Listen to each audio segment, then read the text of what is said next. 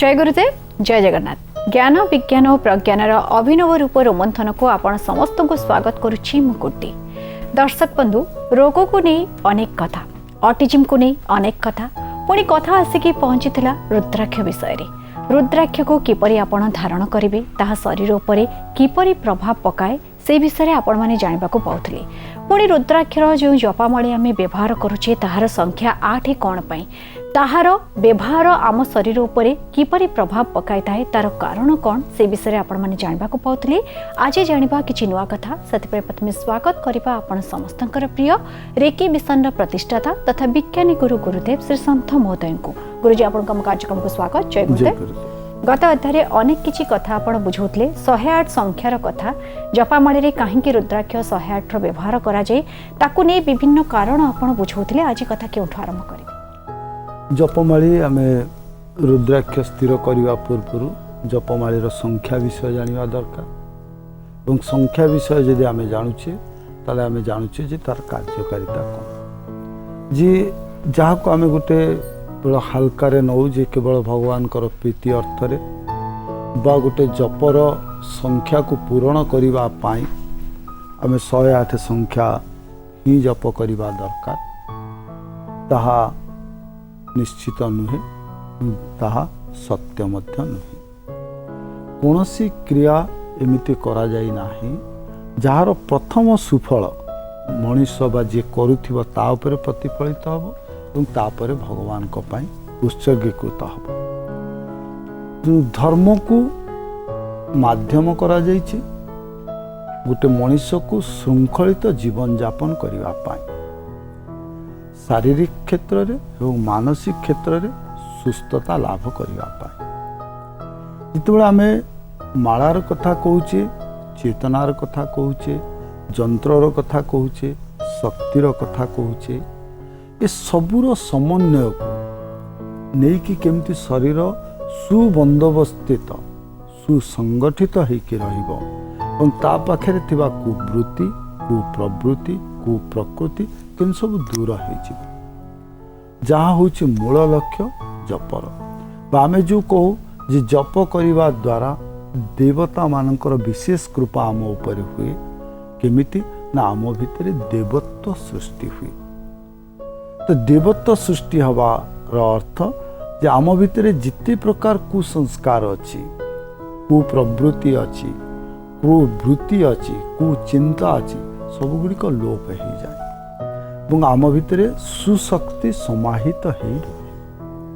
आमे मन अपेक्षा विवेक उपर पर्यवेसित ही जीवन यापन करूँ। का जितेबाला आमे अक्षर कथा कहले, जितेबाला आमे रुद्राक्ष माला को जप करुचे, अक्षर आमे जप नकले मध्य बा आवृत्ति नकले मध्य से इनहेरेंट क्वालिटी केमिति होची जे बहुत समय ये प्रश्न मध्य आसीबो। जेतेबेला आमे संस्कृत अक्षर कथा कहले, जे कोनोसी लोक माला धारण करूछंती जे से अक्षर जप करिवे तार कोनोसी माने नाही।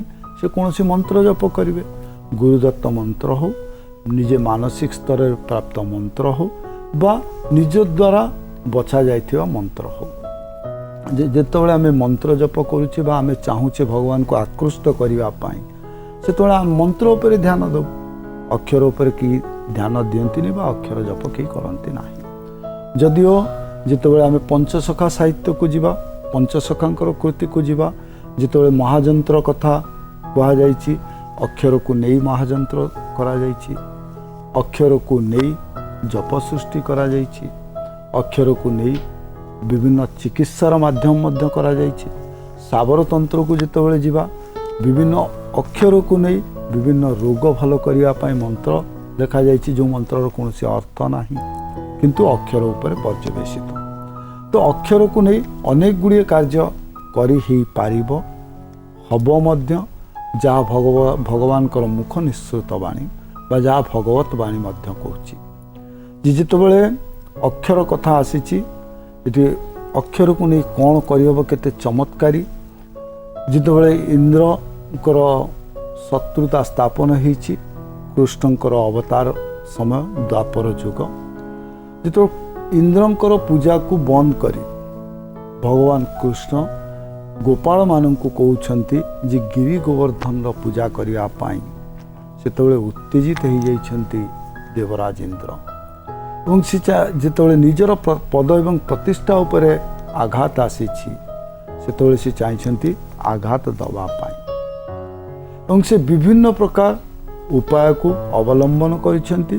ଗିରି ଗୋବର୍ଦ୍ଧନ ଉପରେ ଦାଉ ସାଜିଛନ୍ତି, ଗୋପାଳମାନଙ୍କ ଉପରେ ଦାଉ ସାଜିଛନ୍ତି ଏବଂ ପ୍ରବଳ ବର୍ଷା ଘଡ଼ଘଡ଼ି ବିଜୁଳି ସବୁ ଶକ୍ତି ସେ ବ୍ୟବହାର କରିଛନ୍ତି ଏବଂ ସେସବୁ ଅପଶକ୍ତିରୁ ରକ୍ଷା କରିବା ପାଇଁ निज काणी आंगुठी गिरी गोवर्धन उठेइछंती भगवान कृष्ण एवं ता तले शरणापन्न नहीं गोपाल माने सेतबेले क्रोधित होई जितबेले शेष उपाय निजे वज्र धरिछंती वज्र प्रहार करिवा पाई किंतु दुर्भाग्यवशत वज्र प्रहार पूर्व वज्र संस्पर्श रे जितबेले भगवान इंद्र आसीछंती सेतबेले से अचेत ही पड़ जाइछंती वज्र प्रहार करि पारि नाहंती एवं जेतबेले चेता आसीछि सेतबेले से देखुछंती तांको पाखरे गार्गी ऋषिंकर स्थिति एवं गार्गी महर्षि तांको उपदेश दउछंती जे तमे काहा सहित शत्रुता कल जाहाकू तमे साधारण गोपाल बोली भाबुछ जाहाकू गोप निवासी बोली भाबुछ से स्वयं विष्णु एवं तमे शत्रु कहा सहित हल विष्णु सहित से इंद्रंकर ज्ञान संचारित होइछि ज्ञान उदय होइछि एवं से चिंता करिसेंती जे जो विष्णु सहित से इते अन्याय करिसेंती इते अत्याचार करि चलिसेंती से आउ प्रीत हेबे तो का विष्णु प्रीति बिना ये देवलोक को संभालिया मध्य इंद्रंक पक्षरे संभव नुहे सेतबेले इंद्रंक भितर चिंता आसीछि जे विष्णु को प्रीत केमिति करेइबे बा पुणी कौन कले विष्णु को ऊपर करिथिबा अत्याचार विष्णु भूली जिबे और विष्णु प्रीत हेबे सेतबेले गार्गी महर्षि गोटे सरल सहज समाधान ते दैछंती एवं कहिछंती जे अक्षर जप करिया पाई एवं सेइठु से ज्ञान दैछंती अक्षरम परमं ब्रह्म गुणातीत सनातन जिते प्रकार मंत्र अच्छी तादेह प्रीत हेबेनि विष्णु विष्णु प्रीत हेबे कौटी ना अक्षर किंतु इठी प्रश्न आसे स्वाभाविक भाव में जिते आम माला जप करुचे से आम मंत्र जप करुचे अक्षर जप करूने तो अक्षर सहित संपर्क केमिति स्थापन हला गुरुजी कथा अटकी जाइथिला अक्षर को नेकी रुद्राक्षर संपर्क विषय रे कोन कहबो चाहे जे अक्षर भितर केमिति शक्ति उद्रेक होउची एवं अक्षर केमिति शरीर को रक्षा करि पारुची से पंचसखा मान भितर भगवान अच्युतानंदर जो अणाक्षर कथा आम कहूचे जे अणाक्षर को ध्यान करने केवल जप नुहे ध्यान रे मध्य अक्षर भितर थिबा शक्ति आम उपर प्रभाव विस्तार करिथाए जो सबुगुड़िक स्वरवर्ण को नहीं गोटे अक्षर तैयारी कले जहाँ को कहले अणाक्षर बा जहाँ अक्षर रे गणति नुहे केवल गोटे अक्षर एवं ता सहित सब स्वरवर्ण मात्रा हिसाब रे रही ताकू जदि आम ध्यान करुचे ताले तार सुशक्ति मनीष शरीर उपर पड़ुछि एवं अणाक्षर प्रभाव बड़ विचित्र एवं अणाक्षर पई महापुरुष अच्युतंकर गोटे निर्दिष्ट ग्रंथ मध्य अछि तो अक्षर कथा आम चर्चा करुथिले जे जेतबेले आम मंत्र जप करुचे अक्षर केमिति आम उपर प्रभाव विस्तार करुछि जेतबेले आम माला जप करुचे कौनसी भी मंत्र आम जप करू आमर माला सहित जो माली गुड़िक अच्छे बीड्स से बीड्स गुड़िक कौन होची आमर आंगुलीर अग्रभाग को चाप प्रदान करुची एवं जितेबाला चाप प्रदान करुची सेतबेले सिहरण सृष्टि हवा स्वाभाविक जितेबाला आम अन्यमनस्क रोचे बोली बहुत समय आम जानी पारुने जदि आम एकाग्र ही बसु जदि पवनटी भी आमको स्पर्श करी पलाए तासे पवनर स्पर्श मध्य आम अनुभव करि पारिबो जदि आम सेतिकी निज सहित जड़ित ही अच्छे जदि आम अन्यमनस्क समय कई जने पछुरु हाथ निए स्पर्श करने पूर्वर आम स्पर्श अनुभव करि पारुछे तो स्पर्शर गोटे सिहरण सृष्टि हुए शरीर उपर गोटे साधारण ज्ञान कॉमन नॉलेज ठीक सेमती ଯେତେବେଳେ ଆମେ ଆଙ୍ଗୁଳିରେ ସ୍ପର୍ଶ କରୁଛେ ରୁଦ୍ରାକ୍ଷକୁ ସେତେବେଳେ ଗୋଟେ ଚାପ ସୃଷ୍ଟି ହେଉଛି ଏବଂ ସେ ଚାପର ଶିହରଣ ସୃଷ୍ଟି ହେଉଛି ଶରୀର ଭିତରେ। ସେ ଶିହରଣ ଯେଉଁ ଜାଗାରେ ସୃଷ୍ଟି ହେଉଛି, ଆମେ ଯେଉଁ 50 ଅକ୍ଷର 7 ବର୍ଣ୍ଣ ଗୋଟେ ସ୍ଥିର ଅକ୍ଷର କଥା ଆମେ ଚର୍ଚ୍ଚା କଲେ, ସେଗୁଡ଼ିକୁ ଉଚ୍ଚାରଣ କରିବା ଦ୍ୱାରା ଶରୀରର ସେଇ ଗ୍ରନ୍ଥିମାନଙ୍କରେ ସେହିଭଳି କମ୍ପନ ସୃଷ୍ଟି ହୁଏ ବା ଶିହରଣ ସୃଷ୍ଟି ହୁଏ। ମଡର୍ଣ୍ଣ ଏଜ୍ ସାଇନ୍ସକୁ ପୁଣି ଯିବା ଯେ ଖାଲି କହିଦେଲେ ରୁଦ୍ରାକ୍ଷ ଦାନା ଗୁଡ଼ିକ ଯେମିତି ଅଛି ସେ ଗୋଟେ ଶବ୍ଦ ସହିତ ଜଡ଼ିତ। ତ ରୁଦ୍ରାକ୍ଷର ଯେଉଁ ଦାନା ଗୁଡ଼ିକ ତିଆରି ହେଇଛି ସେ ଦାନାର ଯେଉଁ ୱେଭ୍ ବା ସେ ଯେଉଁ ତରଙ୍ଗକୁ ଆମେ ଦେଖିବୁ ଶବ୍ଦ ତରଙ୍ଗ ସହିତ ତାହା ସମ୍ପର୍କ। ତ ସେ ଶବ୍ଦ ତରଙ୍ଗକୁ ଆମେ ଯେତେବେଳେ ଆମ ସ୍ପର୍ଶେନ୍ଦ୍ରିୟ ଦ୍ୱାରା ସ୍ପର୍ଶ କରୁଛେ ସେତେବେଳେ ତାର ଶିହରଣ ସୃଷ୍ଟି ହେଉଛି ଶରୀର ଭିତରେ ଏବଂ ସେ ଅକ୍ଷରକୁ ଉଚ୍ଚାରଣ ଆମେ ନ କଲେ ମଧ୍ୟ ଅକ୍ଷର ଉଚ୍ଚାରଣ କରିବା ଦ୍ୱାରା ଯେଉଁ ବ୍ରହ୍ମଶକ୍ତି ଆମ ଶରୀର ଭିତରେ ସୃଷ୍ଟି ହେବା କଥା ସେ ବ୍ରହ୍ମଶକ୍ତି ସୃଷ୍ଟି ହେଉଛି। ସେ ବ୍ରହ୍ମଶକ୍ତି କ'ଣ? ପୁଣି ଆହୁରି ଫାଇନାଲ ଷ୍ଟେଜକୁ ଯେତେବେଳେ ଆମେ ଯିବା, ମେଡ଼ିକାଲ ସାଇନ୍ସର ଆହୁରି ଫାଇନାଲ ଷ୍ଟେଜକୁ ଯିବା, ଯେ ମଣିଷ ଶରୀର ଭିତରେ ଏମିତି କିଛି ମସ୍ତିଷ୍କରେ ପୁଷ୍ଟିସାର ସୃଷ୍ଟି ହୁଏ ବା ପ୍ରୋଟିନ୍ ସିଗ୍ରେସନ୍ ହୁଏ ଯାହା ଗୋଟେ ଲେପ ସୃଷ୍ଟି କରିଦିଏ ମସ୍ତିଷ୍କରେ ଏବଂ ସ୍ଥିର ମସ୍ତିଷ୍କକୁ ଅସ୍ଥିର କରିଦିଏ। ତ ଯେତେବେଳେ ଚାପ ସୃଷ୍ଟି ହୁଏ ରୁଦ୍ରାକ୍ଷର, ସେତେବେଳେ ମସ୍ତିଷ୍କ ଭିତରେ ଥିବା ଯେଉଁ ପୁଷ୍ଟିସାରର ଲେପ, ସେ ଲେପ ଆଉ ସେଲ୍ ଗୁଡ଼ିକ ଉପରେ ପଡ଼େ ନାହିଁ ବା ମସ୍ତିଷ୍କର ତନ୍ତୁ ଗୁଡ଼ିକ ଲେପ ମୁକ୍ତ ହେଇ ରୁହନ୍ତି, ଯେଉଁଥିପାଇଁ ବ୍ରହ୍ମଜ୍ଞାନ ଉଦ୍ରେକ ହୁଏ। It is medical science. ଆମେ ଯଦି ବ୍ୟାଖ୍ୟା କରି ଚାଲିବା ତ ଏମିତି କୌଣସି କଥା ପୁରା ବିଜ୍ଞାନରେ ନାହିଁ ଯାହା ଏବେ ବିଜ୍ଞାନ କହୁଛି। ତ ଆମେ ଯେତେବେଳେ ଆମ ଜାଣତରେ ଆମେ ଅକ୍ଷର ଉଚ୍ଚାରଣ ନ କଲେ ମଧ୍ୟ ଅକ୍ଷର ଉଚ୍ଚାରଣ କରିବା ଦ୍ୱାରା ଶରୀରର ବିଭିନ୍ନ କେନ୍ଦ୍ରରେ ଯେଉଁ ଶିହରଣ ସୃଷ୍ଟି ହୁଏ ବା ଯେଉଁ ବ୍ୟଞ୍ଜନ ଆମ ଶରୀରକୁ ମିଳିଥାଏ, ସେଇ ବ୍ୟଞ୍ଜନ ମିଳିଥାଏ ଯେତେବେଳେ ଆମେ ରୁଦ୍ରାକ୍ଷ ଜପ କରୁ, ଯେଉଁଥିପାଇଁ 108 ରୁଦ୍ରାକ୍ଷର ବନ୍ଦୋବସ୍ତ ଯେ ଅକ୍ଷରକୁ ନେଇ ଏବଂ ସେ ଯେଉଁ ପରମ ବ୍ରହ୍ମଙ୍କର ଦର୍ଶନ, ପରମ ବ୍ରହ୍ମଙ୍କର ନିର୍ଦ୍ଦେଶନ, ପରମ ବ୍ରହ୍ମଙ୍କର କୃପା, ପରମ ବ୍ରହ୍ମଙ୍କର କାରୁଣିକ ଆଶୀର୍ବାଦ ଆମ ଉପରେ ପ୍ରଭାବମାନ ହୁଏ। ସେ ଶକ୍ତି ବ୍ରହ୍ମଶକ୍ତି ବା ଯାହାକୁ ଆମେ ଚୈତ୍ୟ ପୁରୁଷ କହୁଛେ ବା ଚେତନା ଶକ୍ତି କହୁଛେ, ତାହା ଆମ ଶରୀରରେ ଥିବା ଯନ୍ତ୍ର ଏବଂ ଶକ୍ତି ଉଭୟର ସମନ୍ୱୟକୁ ସମାନୁପାତିତ କରି ଯନ୍ତ୍ରଗୁଡ଼ିକୁ ସଠିକ୍ ଭାବରେ କାର୍ଯ୍ୟ କରିଥାନ୍ତି। କାହିଁକି ଆମେ ବାଛିଛେ 108? ଯେ ଆମେ ଦେଖିଲେ ଯନ୍ତ୍ର ସଠିକ୍ ରହିବା, ଯନ୍ତ୍ରକୁ ଚଳାଇବା ପାଇଁ ଶକ୍ତିର ଆବଶ୍ୟକତା, ଯନ୍ତ୍ର ଏବଂ ଶକ୍ତିକୁ ଉଭୟକୁ ପରିଚାଳନା କରିବା ପାଇଁ ଆମ ଚେତନା ଶକ୍ତି ବା ଗୋଟେ ଫୋରମ୍ୟାନ୍ର ଆବଶ୍ୟକତା ଅଛି ଏବଂ ଫୋରମ୍ୟାନ୍କୁ ଜଗିବା ପାଇଁ ଯେମିତି ଆମେ ଗୋଟେ ମେସିନେରୀ ୱାର୍କ କଥା କହୁଛେ, ଇନର ଇଞ୍ଜିନିୟରିଂ କଥା କହୁଛେ, ଗୋଟେ ଫ୍ୟାକ୍ଟ୍ରି ଚାଲିଛି, ଗୋଟେ ପ୍ରଡକ୍ସନ୍ ରିପ୍ରଡକ୍ସନ୍ ସବୁ ଜିନିଷ ଚାଲିଛି ଶରୀର ଭିତରେ। ଯନ୍ତ୍ର ଅଛି, ଯନ୍ତ୍ରକୁ ଚଲେଇବା ପାଇଁ ଶକ୍ତିର ଆବଶ୍ୟକତା, ଶକ୍ତି ମିଳିଲା, ଶକ୍ତିକୁ ଏବଂ ଯନ୍ତ୍ରକୁ ସୁପରିଚାଳନା କରିବା ପାଇଁ ଗୋଟେ ଫୋରମ୍ୟାନ୍ର ଆବଶ୍ୟକତା, ଆରେ ମେସିନ୍ ମ୍ୟାନ୍ର ଆବଶ୍ୟକତା, ମେସିନ୍ ମ୍ୟାନ୍ ସଠିକ୍ ମିଳିଲା। ମେସିନ୍ ମ୍ୟାନ୍ର ବି ମଧ୍ୟ କେତେବେଳେ ଭୁଲ ହେଇଯାଇପାରେ, ତ ତାକୁ ସୁପରଭାଇଜ୍ କରିବା ପାଇଁ ଗୋଟେ ଇଞ୍ଜିନିୟରର ଆବଶ୍ୟକତା ଅଛି ବା ଯାହାକୁ ଏ ସମ୍ପୂର୍ଣ୍ଣ ଶରୀର ଉପରେ ଏବଂ ବାହ୍ୟ ଜାଗତିକ ଉପରେ ଜ୍ଞାନ ଥିବା ଦରକାର ଏବଂ ସେ ଜ୍ଞାନ ଯଦି ଥିବ ତାହେଲେ ସେ କ'ଣ କରିପାରିବ, ଶରୀରକୁ ସୁଚାରୁ ରୂପରେ ଶରୀର ଭିତରେ ଥିବା ସମସ୍ତ କ୍ରିୟାକୁ ସମ୍ପାଦିତ କରିପାରିବ। ତ ଏ ଶରୀର ପାଇଁ ଗୋଟେ ଇଞ୍ଜିନିୟର ଆବଶ୍ୟକ। ତ ସେଇ ଇଞ୍ଜିନିୟର କେଉଁଠି ପାଇବ? ଯାହାକୁ କହିଲେ କ'ଣ ନା ବିବେକ ଉପର ସ୍ତର କିଏ ନା ଜ୍ଞାନ। ଯେଉଁଥିପାଇଁ କହିଲେ ଜ୍ଞାନ କେଉଁଠୁ ଆସେ? ଭାଗବତ ପୁଣି ସରଳରେ କହୁଛି, ମୁଜାକୁ ହୁଅଇ ସଦୟ ଜ୍ଞାନତା ହୃଦରୁ ଉଦୟ। ଆମେ ବ୍ରହ୍ମ ସଦୟ ହେବାର କଳା ଶିଖିଗଲେ ଯେତେବେଳେ ଆମେ ଅକ୍ଷର ଜପ କଲେ।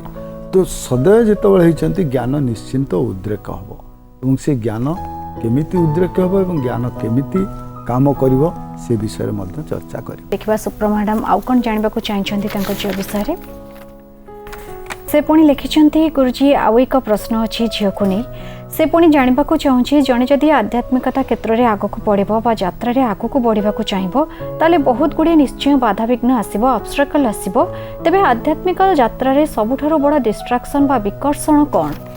प्रथम कथा होछि द मेजरमेंट फैक्टर। आमे जो मापांक व्यवहार करिया पई चाहूचे बा मापिया पई चाहूचे से होछि आम आध्यात्मिक यात्रा पई सबुठो बड़ बाधक।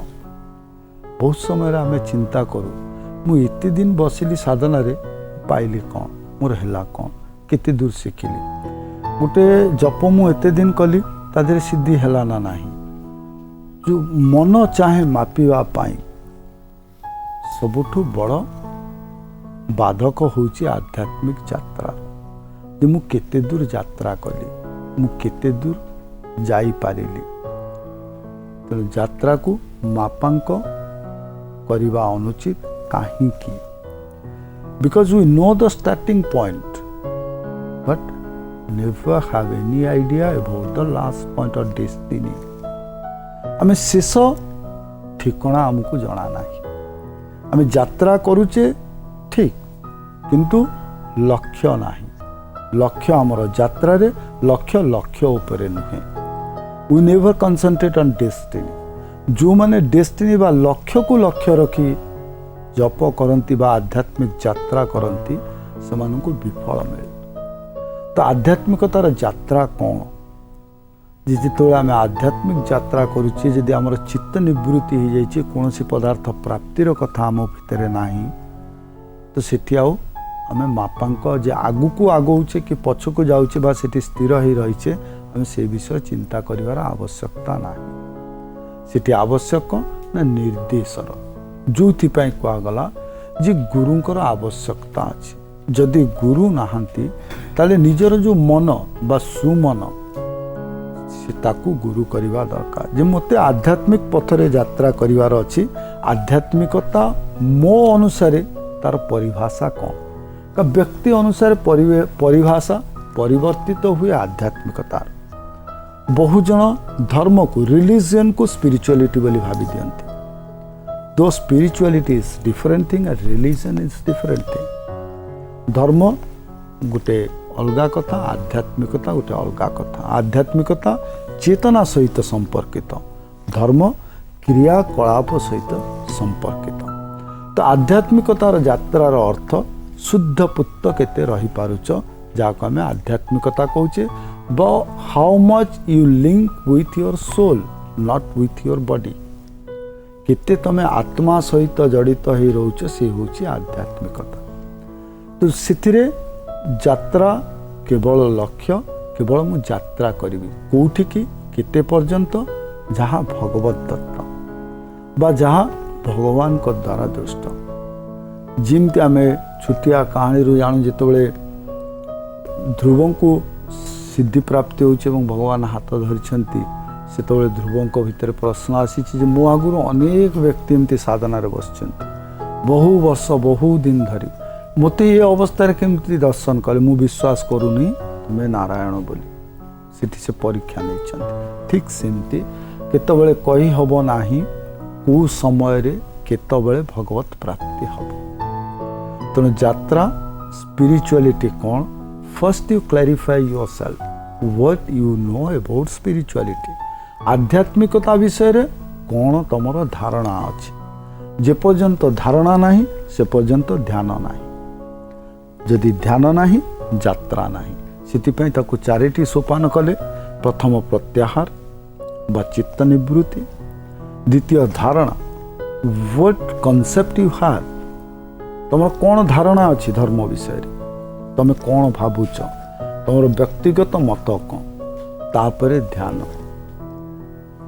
तापरे जो अवस्था आसीबो जो समाधित अवस्था आसीबो is a destiny but fix by God. तुम निजे से स्थान को पहुंची पारिबो नाही। सिथिपई गोटे ग्रेस दरकार जहाँ कहले जे ऑब्स्ट्रक्शन जे साधनार रास्तार आमे जेतेबेले जाऊ ସେତେବେଳେ ଅନେକ ଗୁଡ଼ିଏ ବାଧା ଆସେ। କାହିଁକି ନା ସେ ବାଧା ଗୁଡ଼ିକୁ ଆମକୁ ବାଧା ଲାଗେ, କାହିଁକି ନା ପୂର୍ବରୁ ଆମେ ସେପରି ବିଷୟ ଜାଣି ନଥାଉ। ଦ୍ୱିତୀୟ କଥା ହେଉଛି ଯେଉଁଠି ଆଲୋକ ଅଛି ସେଠି ଅନ୍ଧାର ଅଛି, ଯେଉଁଠି ଅନ୍ଧାର ଅଛି ସେଠି ଆଲୋକ ଅଛି। ଯାହାକୁ ବଡ଼ ସରଳରେ ଶ୍ରୀମା ବର୍ଣ୍ଣନା କଲେ ଯେ ଯେତେବେଳେ ଆମେ ଆଧ୍ୟାତ୍ମିକତାରେ ଯାଉଛେ ସେଥିପାଇଁ ଗୋଟେ ବଡ଼ ସହଜ ଏବଂ ସରଳ ଭାବରେ କହିଲେ, when there is a good force there is the presence of evil force। ଯେଉଁଠି ଡିଭାଇନ୍ ଅଛି ସେଠି ଡେଭିଲ୍ ଅଛି। when there is divine force there is devil force। ଯେଉଁଠି ଦିବ୍ୟତ୍ୱ ଅଛି ସେଠି ଅସୁରତ୍ୱ ଅଛି। ତ ଅସୁରତ୍ୱ ନିଶ୍ଚିନ୍ତ ଭାବରେ ବାଧାପ୍ରାପ୍ତ କରିବ। ଏବଂ ସେ ଅସୁର କ୍ରିୟା କ'ଣ ନା ଆମ ଯେଉଁ ଶରୀର ଜ୍ଞାନ ସିଏ ହେଉଛି ଆସୁରିକ ଜ୍ଞାନ ବା ଡେଭିଲ୍ ଫୋର୍ସ, ଏବଂ ଯେଉଁ ଅନ୍ତର ବା ଆତ୍ମାର କଥା ହେଉଛି ଡିଭାଇନ୍ ଫୋର୍ସ। ତ ଦୁଇ ଜଣଙ୍କ ଭିତରେ ଦ୍ୱନ୍ଦ୍ୱ ହେବା ସ୍ୱାଭାବିକ ଏବଂ ସେଥିପାଇଁ ଅନେକ ପ୍ରକାର ବାଧା ଏ ଯାତ୍ରାରେ ଆସେ। ଯେଉଁଥିପାଇଁ ଆମକୁ ସ୍ଥିର କରିବା ଦରକାର, if we are going on spirituality we must follow the path of our spirit. ବା ଆମର ଯେଉଁ ଆତ୍ମା ଅଛି ଆତ୍ମାର କଥା ଶୁଣିବା। ଆତ୍ମାକୁ ସୁଖ ମିଳିବ, ଶରୀର ସୁଖ ମିଳିବ ନାହିଁ। ଶରୀରକୁ କଷ୍ଟ ନିଶ୍ଚିନ୍ତ ଭାବରେ ଆସିବ, କାରଣ ଆମେ ଯେଉଁ କ୍ରିୟା କରୁଛେ ଶରୀର ପାଇଁ କରୁନେ। ଓ ଆଧ୍ୟାତ୍ମିକତାର ଯାତ୍ରାରେ ଯେଉଁଠି ଦିବ୍ୟତ୍ୱ ଅଛି ସେଠି ଅସୁରତ୍ୱ ଅଛି ଏବଂ ବାଧା ନିଶ୍ଚିନ୍ତ ଆସିବ। ଆମେ ସରଳରେ କହିଦେଉ, to measure the depth of love or to measure the attachment towards God, all the obstructions comes in the path of spirituality। ଆଧ୍ୟାତ୍ମିକତାରେ ସ୍ୱାଭାବିକ ବାଧା ଆସିବ। ଯେଉଁଠି ବାଧା ନାହିଁ ସେଠି ଅଗ୍ରସରର କୌଣସି ପ୍ରକାର ପ୍ରଶ୍ନ ନାହିଁ।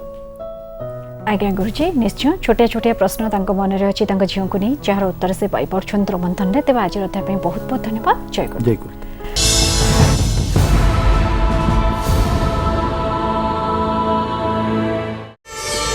ପ୍ରାର୍ଥନା ଆମ ଆନନ୍ଦର ଉତ୍ସ।